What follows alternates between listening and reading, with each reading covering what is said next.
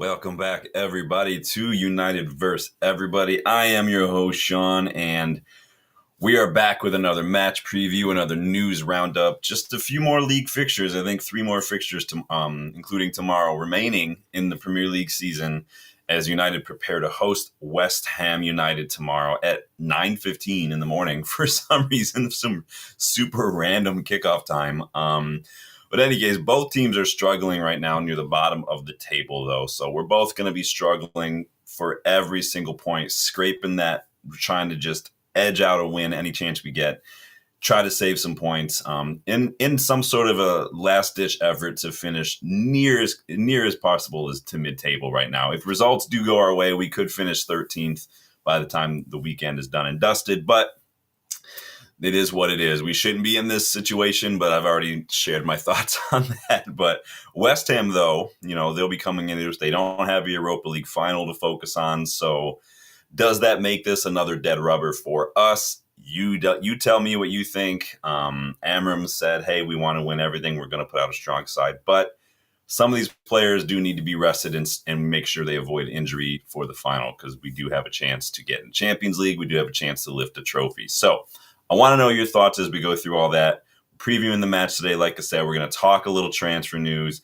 Like the video, please, for me. Subscribe if you are new. Check the memberships to learn how you can get more involved in the channel.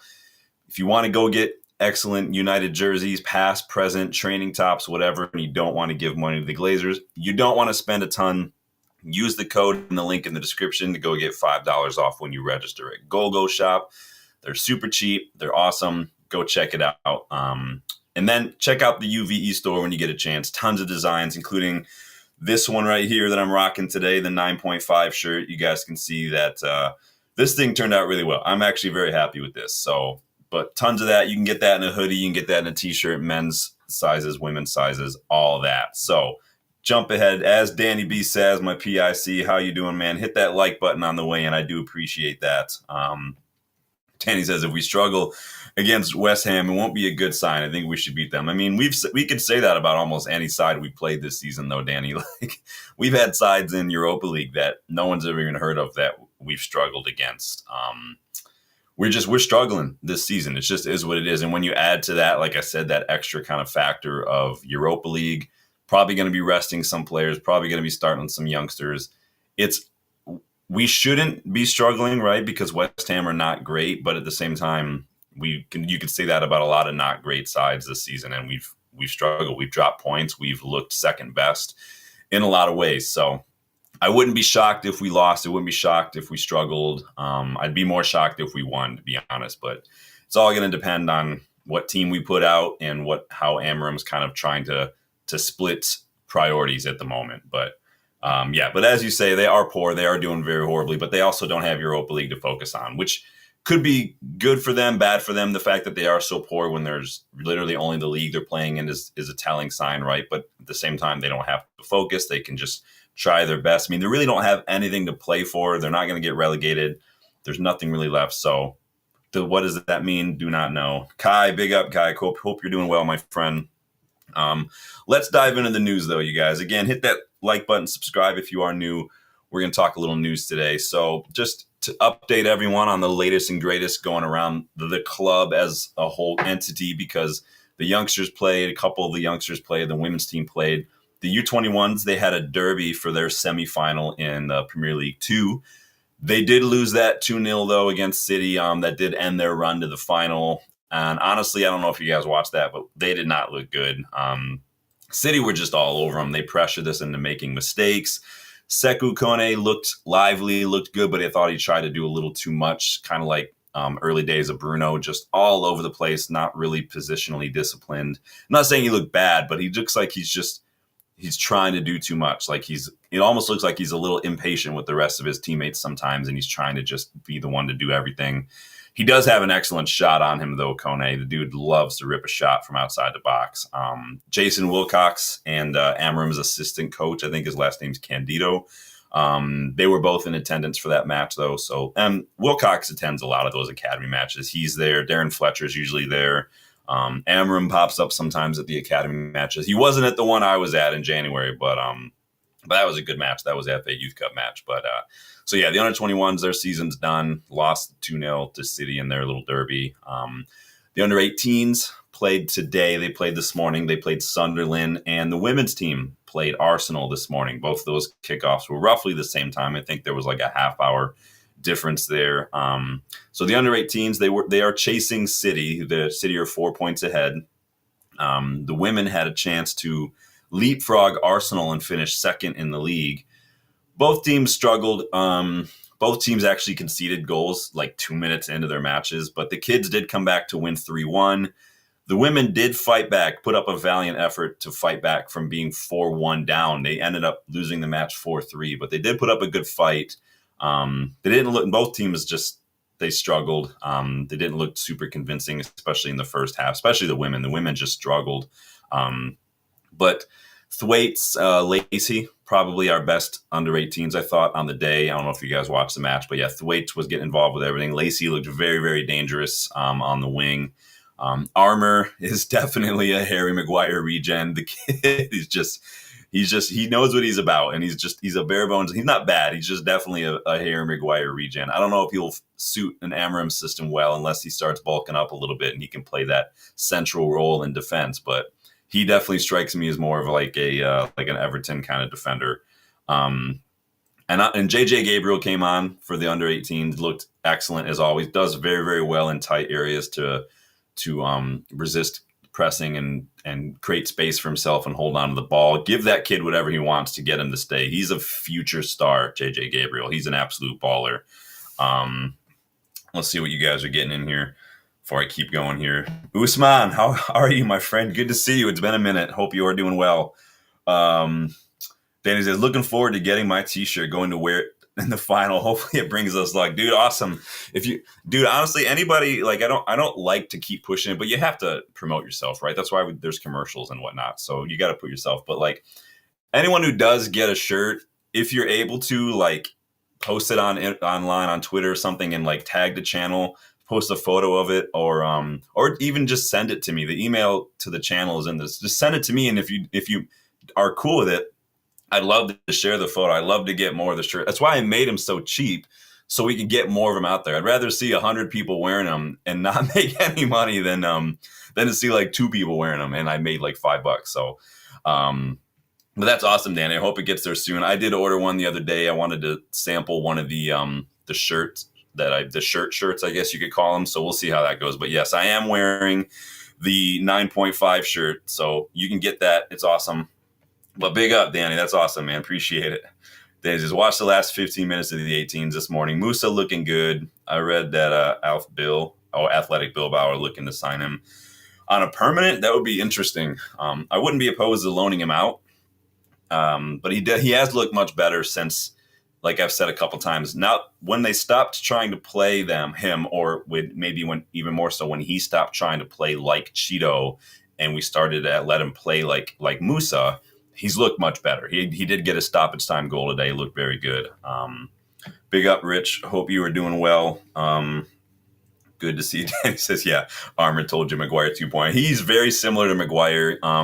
Probably with a little not as good of a passing range. Maguire does have a good long ball on him, but yeah, Armour's he's just got to bulk up a little bit, and he's young. It's going to happen. That's one of the things they try to teach you when you're learning like talent identification, is looking at the age and looking at the physical age, because some players, they just haven't hit that physical development stage yet where they start to fill out. Like, look at what Mainu's looked like, the night and day difference almost in Mainu's build since returning recently from his injury. He looks a totally different player physically. It's insane.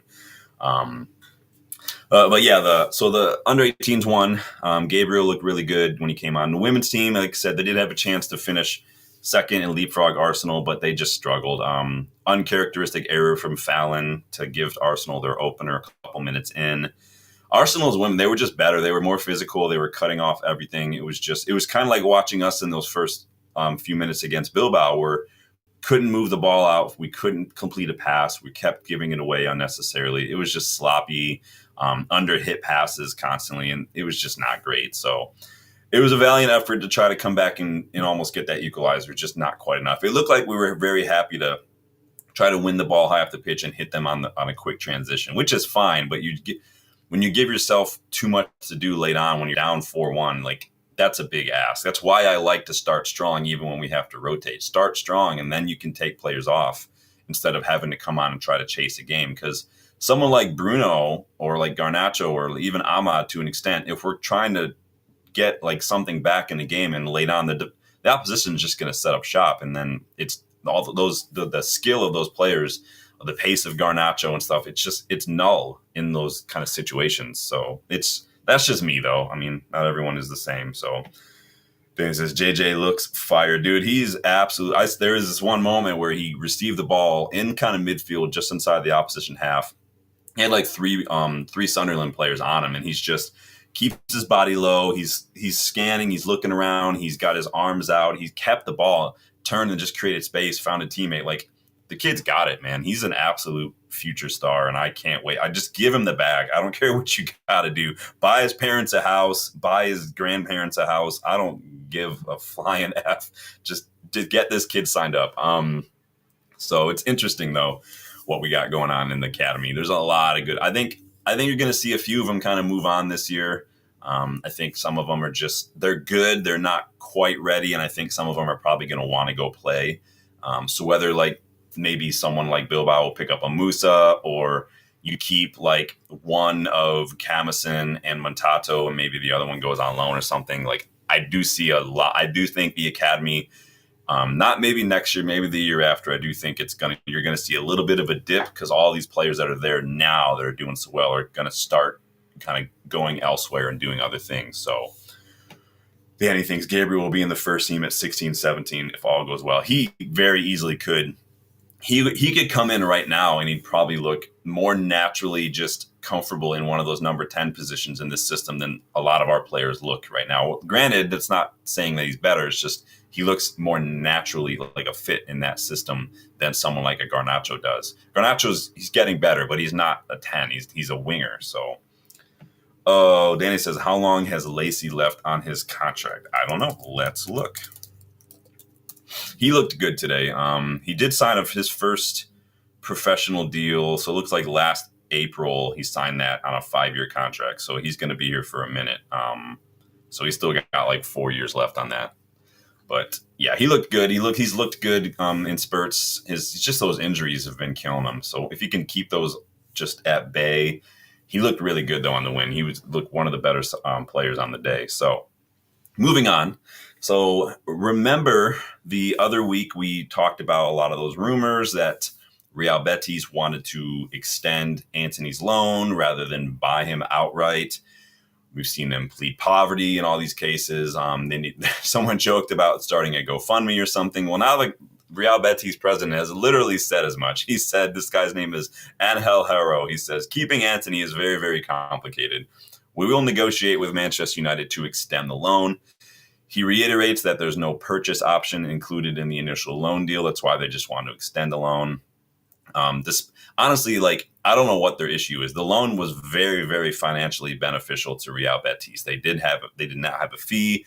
We're paying pretty much, I think, the great majority or even all of his wages. And like, so that's why I'm not having this we can't afford him bullshit, because there's no reason you've literally not had to do anything. And he's balling out for you, by the way, too. So he's literally like carried you into this Conference League final. Granted, it's the Conference League, but still, like, that's big for a club like Real Betis. Just pay up or you're going to miss out. I guarantee you someone else is going to come in and drop like 40, 45 mil on the table, and we'll take it. He's 25. He's balling out in La Liga. We saw links to Atletico Madrid. Like, Real Betis can sit here and plead poverty all they want to, but like, this is what bugs me about people or like situations like this, when they drag it on, because eventually time makes the decision for you, and the decision is taken out of your hands if you sit there and like don't act. And that frustrates the hell out of me when people do that, but it is what it is. Danny says, we have him, Ibrahimov, and Thwaites tied up for a while. Yeah, man. And Montato just, I think, signed his first pro contract as well. So that's excellent news too. We've still got guys in there that we've had for a while, like Biancheri. We've got Overy, all these guys just balling out, man. Overy played today. He started. So Moving on. So, dude, Lyon need to win some matches. I was just looking at some of these matches today. I was looking at Ligue 1. And Lyon are struggling. They're outside of the European spots by 3 points. And you'll see why I'm bothering talking about Lyon in a second. But so they're 3 points off the European spot. And I don't just mean Champions League, I mean Europe altogether. There's just 2 matches left, including a match today. They play Monaco today, who are in 3rd place. With all the financial struggles that they've had this year, missing out on Europe altogether would be an absolute nightmare for them. It would be such a huge, almost like unrecoverable. You like with the situation that they're in, they're having to sell players they don't really want to sell. They're struggling to get stadium rights and whatnot. They're in debt. Like they're going to be paying massive fines. They could get automatically relegated and stuff. Like they need to get Europe. That's only help. So we'll help you out. We'll give you like 20 million for Turkey. I mean, that's like, we need to be swooping. They've got a couple players that a few of us have looked at. I forget the one guy's name, the one, like the other kind of attacker that came on against us in the quarterfinal. But I think that we need to, those are the kind of situations that you have to be taking advantage of. If there's players at these clubs that you've had your eye on, clubs are struggling. They need cash. They might be willing to take a little bit of a bargain. Like you have to swoop. You have to. It sounds like you're a vulture, but that's how you move creatively. That's how you make these master strokes in the transfer window, is taking advantage of those situations. That's just the way it is. It's Lyon would do the same thing if the situation were reversed. So I have no freaking sympathy. Fofana, that's his name. Malik, right? Malik Fofana. Yeah. I thought I saw that Liverpool were linked to him today as well, but so yeah, we need to be jumping all over those kind of situations. Anytime there's teams that are struggling, you just have to. So, and I'm not going to talk about Arsenal Gyökeres rumors. I know some of you are probably kind of gassed up about those kind of things. I'm not going to talk about it because they're coming from an extremely tabloidish Portuguese publication. Was it Correio da Manhã? Yeah, that's basically the Portuguese version of The Sun. So I'm not going to bother with that kind of nonsense. I'm not saying it's not true. You guys know I hold off on a lot of that stuff until I see it coming from a little bit more of legit sources. There's been a ton of stuff in like Caught Offside this morning. And when you click on the links, it's according to sources, or sources close to the situation have told Caught Offside. Like, come on, like just nothing to see here. Moving on. Like, this is ridiculous, but people lap it up. I told you guys earlier in the week, silly season has officially begun. Like it's officially kicked off. So what are you going to do with that? Yeah, Danny says Almada. Man, I've watched Almada for like the last 3-4 years. The dude is an absolute beast. He was so good in MLS. He was good on Botafogo. Danny says, any news on where David? The David stuff has gone so quiet. I could not tell you. I've not seen anything other than the usual big clubs like interested or monitoring the situation. Like we were linked. Have not seen anything, Danny. You guys know that he was my pick for my summer rebuild. Free agent signing in the summer. Excellent goal return over the last 5, 6, 7 years. Guy's a beast. Good age, good leader. I think he would be excellent. Danny says, we could easily get Cunha, David, Cherki wrapped up now. You could get, with bonuses and stuff, you could get those 3 players for like, just like 95 million for those 3. Cunha, yeah, you're going to pay maybe 90. You could probably get those 3 for 90. And then, yeah, if you throw Bashali in there, you're looking at 100. So 100 mil for 4 players, all of whom could literally, like, they walk into the starting 11 for us right now. That's like such a no-brainer to me. Like Cunha would be the most expensive one. David will be free. You got to pay a bonus. Cherki's going to be between 20, 25 million. But Shali's free. You're going to pay a bonus, but he's perfect. Like it's freaking Danny. Let's go put in an application, man. We'll just take over United. Rob, big up, Rob. Hope you are doing well. You got here just in time because it's been a minute, but I thought let's do a question from a boot today before we kind of dive into the nitty gritty stuff. You guys know I like to do this. Go put that back over there. So, question from a boot. You guys ready for this? Don't forget, get your answers in the chat. So today's question is, what position should be the most expensive in the transfer market? So what position should be the most expensive? What position would you be willing to pay the most for when it comes to transfer? What position overall in football should carry the most value in the transfer market, do you think? Let me know as I catch up on the chat here. Danny says, then we don't have to panic on other deals. Yeah. Get your business done early. We should, like any free agent signing this summer, we should have already had locked up if they were on our list, right? Someone like David, someone like Bashali, even someone like Angel Gomez or Merritt, the keeper in Italy, should have definitely been like wrapped up already and locked in, ready to go. Danny says 10 or striker. So kind of like those attacking final third kind of upfront positions. Strikers, wingers have tended to be the most kind of valuable over the years. I think about 5, 6, 7 years ago, we saw defenders and after that keepers start to get more of the value that I think they deserve. Like if you read something like Soccernomics behind me, the blue book off to my shoulder here, will tell you like that for the longest time, keepers and center backs were extremely undervalued in the market because we just as in people, and football fans, we like the flair, we like the attackers, we like the goal scorers, but like again, clean sheets always guaranteed a point. You could score 3 goals and still concede 4. So I think that it's good to see some of those players get their attention. I think some of them they were overpriced. I think like Maguire, obviously. I think Alisson is definitely overpriced. It should never have paid that much. Someone like Kepa at Chelsea was definitely overpriced. But you guys say striker. Striker says Rob, yeah. Strikers definitely are always going to be pretty hefty fine. I mean, how much did Harry Kane go to Bayern for? Pretty hefty fine. How much did Liverpool pay for Darwin Nunez? I mean, that's a lot of money to pay for someone who just runs around. So it's interesting stuff, though. But good question from a boot today. Like I said, you can get involved in the question from a boot if check the memberships to learn how you can do that.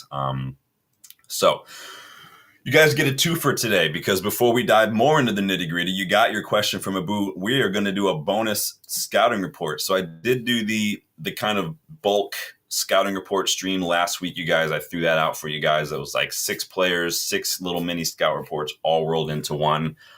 Doing one more for you today, though, because just because I felt like it. I'm in a good mood. So say hello to Coventry attacking midfielder Jack Rudoni.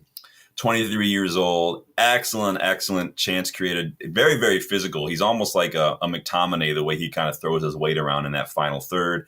Very good pressing on the ball, very good positional awareness, takes up really good. He's really good at reading the play as it builds into the final third, and he kind of just, he doesn't rush into things. He doesn't kind of run all over the place, kind of like what we've seen Højlund do. He's very good at just reading the situation, allowing the play to come to him, really good at making late runs into the box, getting on the end of things. Scored a brace against Middlesbrough recently. You can see from his heat map that I threw down there, the guy plays in the 10, but he generally operates in those kind of wider areas, which I think would suit the way we use our 10s very, very, very well. 9 goals, 13 assists in all competitions this season for Rudoni, including, again, that man-of-the-match brace against Middlesbrough the other week. Very good in the air. He's got 5 goals from headers alone. Like I said, very good at making those late runs. Very good at being patient and good movement in the box to read those crosses. He's been an absolute baller for Coventry since he joined them from Huddersfield. 4th in the league right now for assists, 7th for combined goals and assists, 4th for big chances created, and 6th for key passes per 90. Very, very, very good player. Very good playmaker. Homegrown, English as well, always a bonus. Now, he just joined Coventry on a 4-year deal in the summer, but he could leave this summer. It's highly thought that he will leave if Coventry fail to win promotion. They're in playoffs right now. They just bought him for like $5 million. They would ask for probably a little bit more than that because Wimbledon, where he came from before he joined Coventry, or Huddersfield, they are going to have a 20% sell on, so they probably will jump up their price a little bit. I'm guessing like 8 or 9, maybe even 10 gets this over the line, if that's possible. But the guy is excellent, man. He's like Like his pass attempts in top 20%, progressive passes top 25, progressive carries top 40. But you look at his defensive numbers for number 10, they're incredible. Top 25% for interceptions, blocks top 30%, clearances, aerial duels is literally top 10%. Clearances is not far behind. Like he does love to get back and help out. The guy is all over the pitch and he just wants to get involved. And I really like that. It shows that to me would suit like an amorim system very well. He's very good at tracking back when you lose the ball, very good at getting involved, very good at either staying narrow or getting wide, depending on the situation. Very good young player coming into an excellent age for him. And it really, like I said, it could depend a lot on what happens with Coventry. But I think I really like this kid. Very, very good. Danny says, doesn't have to all be on one player, but I would spend 60, 70% of the budget on the final third. Yeah. It's the problem is we just have so many areas that we need to improve upon. We've got a couple of defenders that are leaving, one of whom and another one who won't be fit for a long time. Midfielder and Eriksson probably going to be leaving as well. We've got a whole attacking system that's got players that aren't necessarily suited to the role, but maybe they could keep developing. So you'd argue, like, we definitely want someone who's tailor-made to that role. And we still just have the one striker, and he's only 22, and he's having like very up and down form these days. So there are so many priorities, and that's hard. That's really hard. So I just hope we're smart. Then it says, check out Mikkel Bro Hansen, Danish kid at Bodo. Only game came across him. Nice. I will definitely keep that kid in mind and take a look, my friend. But yeah, go watch a little bit of Jack Rudoni. I was watching Coventry the other day against Middlesbrough. I was on Hackney Watch, and then I was watching this Rudoni kid, and I was like, oh, hello, you have my attention now, my guy. So go check him out if you get a chance. Watch Coventry in these playoffs, see what happens. Let's jump into this match preview, guys. Make sure you hit that like button for me. Make sure you are subscribed, you guys. Don't miss out on anything.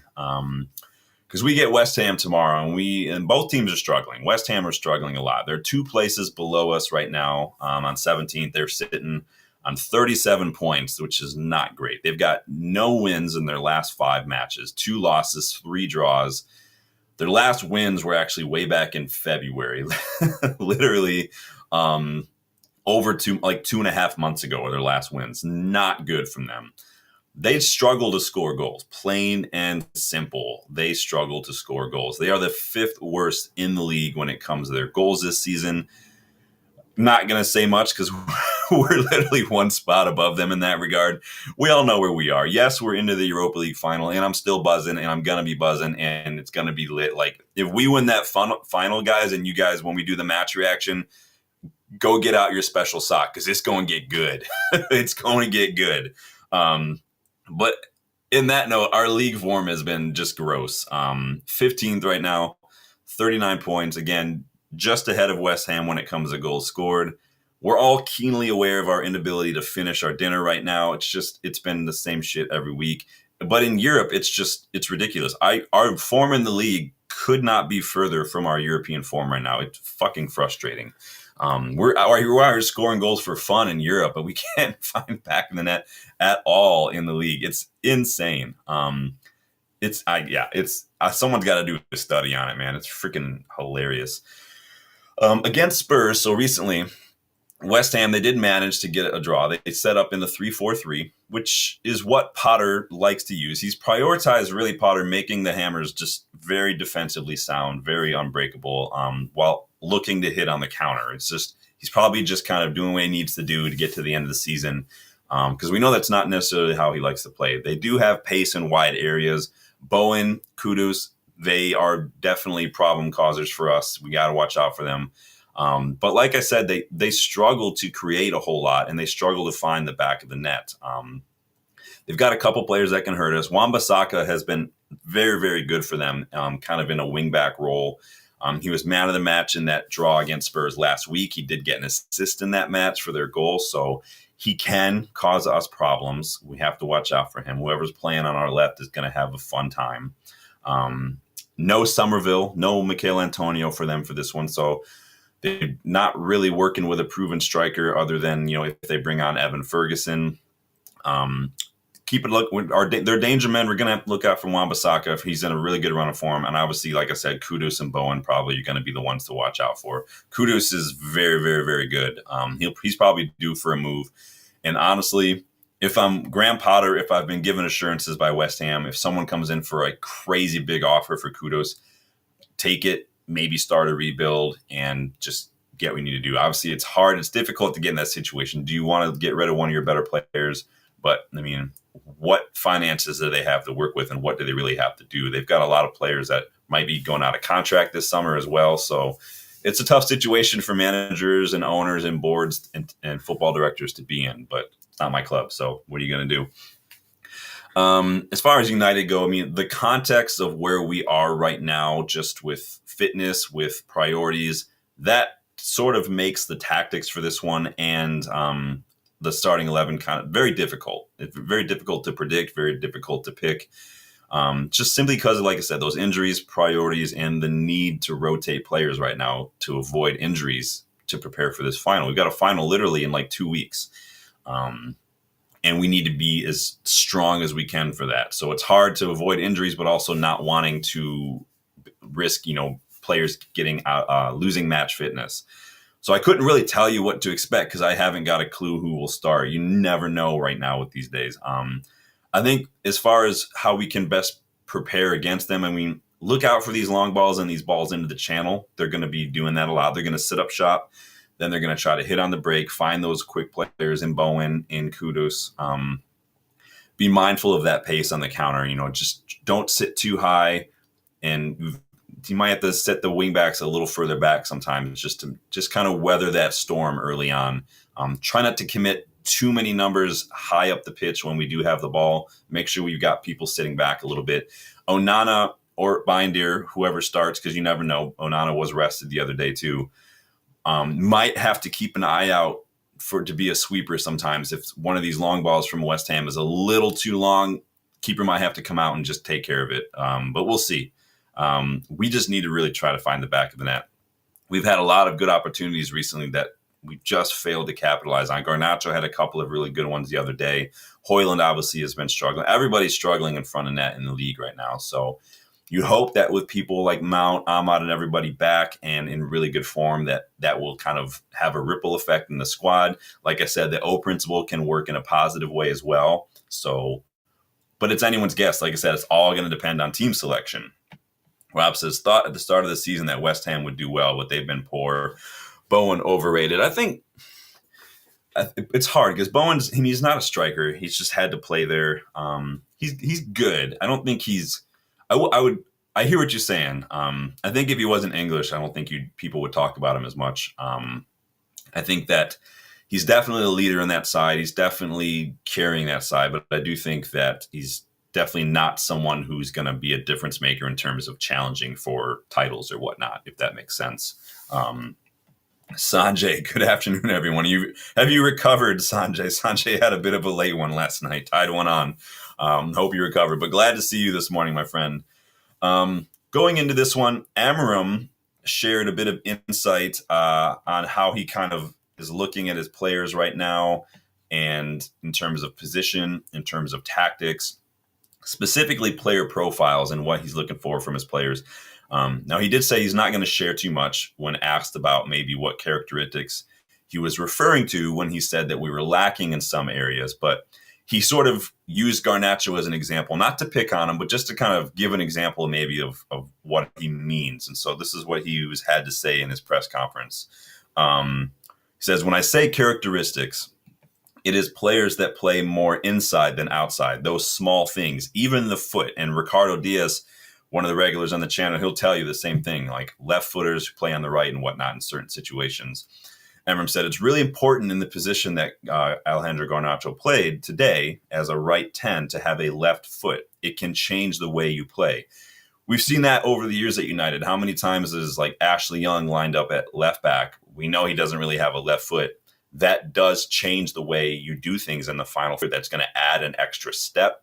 It's going to cost precious seconds because Ashley Young has to cut onto his right foot. we've seen that over and over. We saw it with Antony. How many times have we seen that with Antony on the right-hand side, which is ironic because most of Antony's biggest moments in a United shirt came from his right foot. So make of that what you will. But Amorim says to have some wingers that are more offensive than defensive, that can change the way we play too.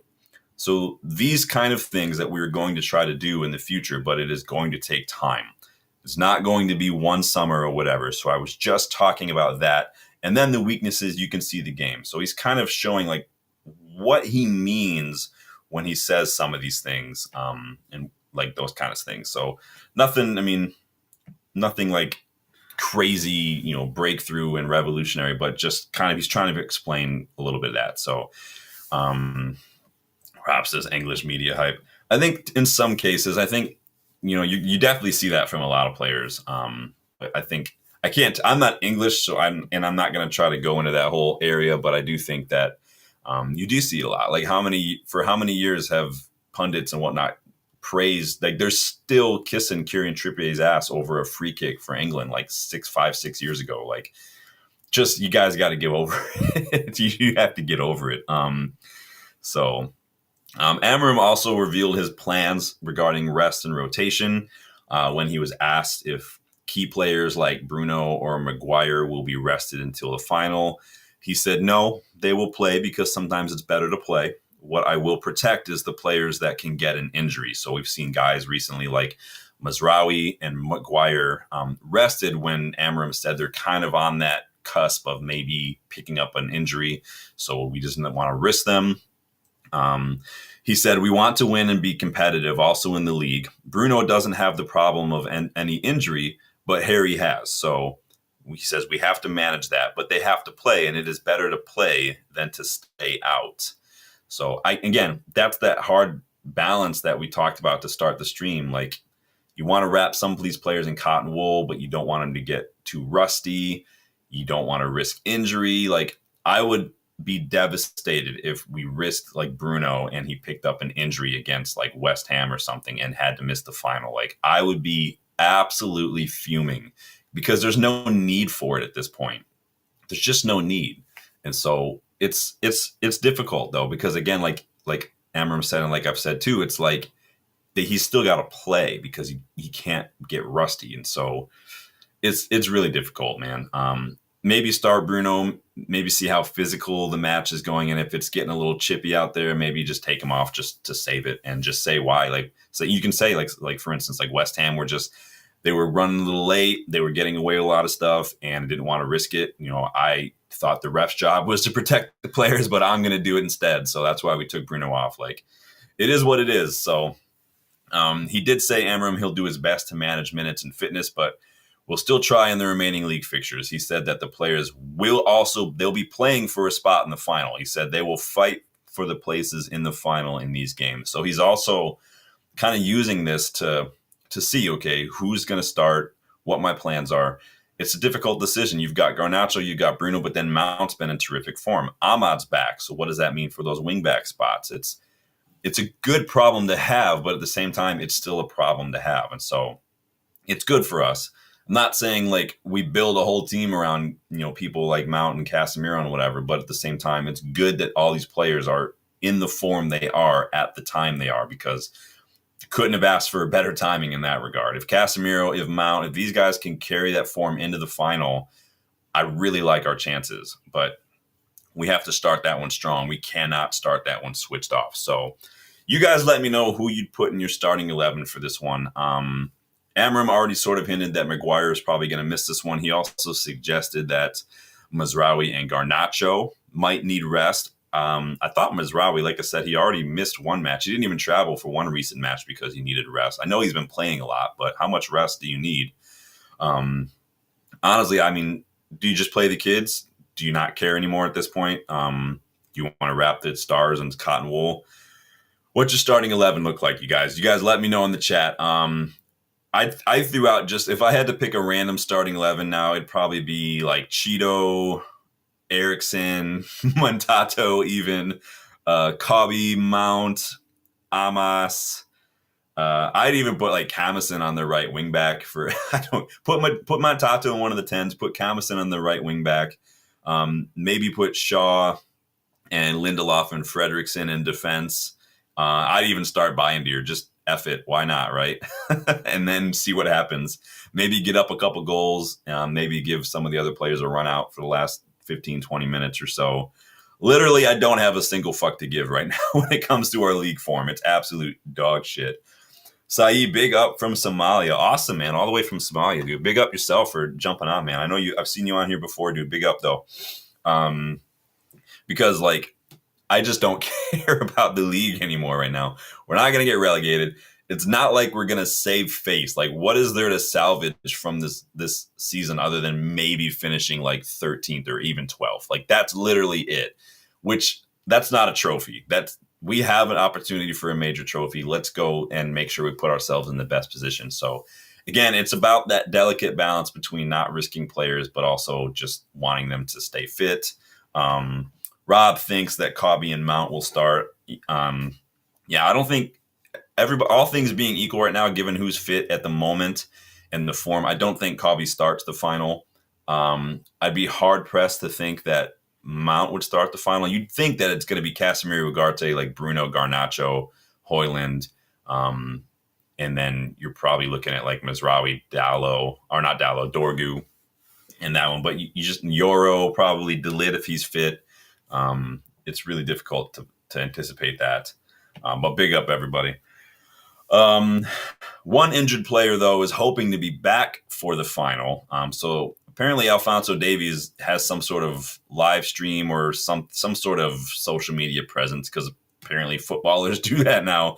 But Joshua Zirkzee, who played with Davies at Bayern, he jumped on Alphonso Davies' live stream recently, and he said, "I'm trying to be back for the final. We'll see what's possible, but it's going to be difficult." I mean, if Zirkzee could be back for the final, I mean, he's not going to be 100%. It would depend. If he's like fit, maybe not for West Ham, but maybe for like the Chelsea match, maybe he would be fit in time for the final. But at the same time, if the risk is, losing him for the entire summer versus he's back, and like, just don't risk it. Like, just don't. But I did rock this in honor of that today, the 9.5 shirt. You guys can get that in the UVE store. So no, you're good, man. I know. I was just thinking in general with the final, like even in a big match with everybody fit, I don't think Manu starts at the moment. So, but Zirkzee's pushing to be back for the final, but we'll see. I applaud his ambition. I applaud his passion. We saw him after we won that match the other day. He was getting involved on Thursday. So, but big up Zirkzee. Obviously, it was hard to see him go down to injury. He was having a tremendous bit of form there. We could really use him in the final. I think he could really be a difference maker. It would be great to bring him on and kind of help maintain possession or whatnot, but it's not meant to be. He'll be there in spirit, right? So let me know your starting 11. Let me know your score predictions for this one. I'm going 2-1 United. I think Mount could probably get in on the action again. I do think Cheeto could get his debut goal. I keep saying that, but he's looking closer and closer every time he plays. Now of course we know it's difficult for strikers at United because they don't get a ton of service, but I like what I see from Cheeto. I think he will get his goal before the season is done. He's got a couple more chances, I think. I do think he will. Can you imagine if Cheeto came on? Oh, he can't play in the Europa League final. Never mind, but that would have been cool. Rob says, Zirkzee back for Penn, scored a big one and missed a big one. Yeah, he definitely is on a little bit of a redemption arc, but what are your score predictions? I'm going 2-1 United to leapfrog us into 13th. I didn't even check the updates. And I know that Everton were losing. West Ham, I thought, or who's going on here? So we are 15th right now. So Wolves and Everton are both drawing at the moment. If the results hold and we win, we will jump to 13th. We will. That's almost it though, because we're definitely not getting 11. So 12th is literally the best we can get this season. And that's only if Palace, Wolves, Everton, Spurs, everybody continue to lose matches. But that's it basically. Saeed says 3-2 United. Big up, man. I love that. If Lionhearts are here, he'd be going like 4-0 United. Rob is echoing my prediction with 2-1. Yeah, I'm definitely going 2-1. I think I think we're just in a good run of form right now. And I think that, like Danny said earlier, we should be beating West Ham. West Ham are exactly the kind of side that do cause us problems, though. Just physical, kind of just gritty. We haven't looked very up for that fight in recent weeks, so I hope that we can kind of turn something around in the league. But I'd like to see these guys. Danny says 3-2. All right, so everyone's kind of saying it's going to be close. Rob says, can't lose to the Hammers as they're only 2 points behind you. We can't lose to anybody anymore. We have to win. I'm definitely losing any sort of possible hope that I had of us maybe winning 2 on the bounce in the league. We've not done it all season. If we lose tomorrow, we literally would have to win our final 2 matches against Villa and against Chelsea. Although I know Rashford's out. I don't know, he can't play against us, but I saw that Tielemans is out for the season too, so that could be a help for us. But we would have to win against Chelsea and Villa to actually win 2 on the bounce for the first time this season, which is just ridiculous. Saeed says, should we rest Diallo? What do you guys think? Should we rest Ahmad for tomorrow? I think Ahmad's probably one who might start, but he might not play the full 90, or he could come on as a sub like he has been with, like, you can see he's slowly getting more and more minutes. He got like 10 minutes recently, and then he got a little more, and then he got like 30, 35 minutes against Bilbao. So that's you can see there's almost like a formulaic approach to this that Amorim does when it comes to reintroducing these players. It's like 10 minutes, 20, 25, and then it's like more, maybe like 45. So he might start and then he might get switched off after 45, which I wouldn't be opposed to. You guys know that I like to start strong. If the plan is to rotate and manage minutes, I always prefer to start strong so you can give yourself the best chance to get a goal or two rather than come on and try to get back a goal or two. But he says, yes, tell him to stay at home. Yeah, and that's the dichotomy here. Wrap him in cotton wool or you keep him fit. If Ahmad got injured again, we'd be fucked for the final. That's all there is to it, because Ahmad is definitely going to be the difference maker, I think. We've seen what he's doing recently. Like, he comes on against Bilbao and like his first action is to literally carry the ball into the box and create a chance. Like, we have no other players that can do that. So this is going to be a weird 6-pointer tomorrow. This is a bottom of the table 6-pointer. I mean, win and we could jump to 13th, like I said, if other results go our way, but lose and we could very easily drop to 17th with West Ham leapfrogging over us. So lose, though, and again, like I said, we have to win both those matches to win back-to-back, but it's been a shit season, so it's just where we are. I'm not happy. You guys know I've kind of had a little bit of a rant about why we're only focusing on Europa League, because the form in the league has been absolute dog shit, but I can't change it, and no point in dwelling on it. It is what it is, but I can still be a little upset about it. So if you weren't able to catch the live, you guys hit your thoughts and your predictions in the comments. Danny says, play Onana, Montato, Amas, Fredrickson, Lindesoft, Shaw, Ugarte, Collier, if fit, Mount, Garnacho, Obi. Yeah, I don't know if Collier's fit. He and Heaven are training on grass, but I thought they were still training solo. But if Collier is fit, yeah, definitely play him. But hit that like button for me, guys. That's going to do it for me today. Subscribe to the channel if you are new. Did Kokonki play today? No, he didn't play today. I think he played yesterday, though. Kokonki, yeah, he played yesterday.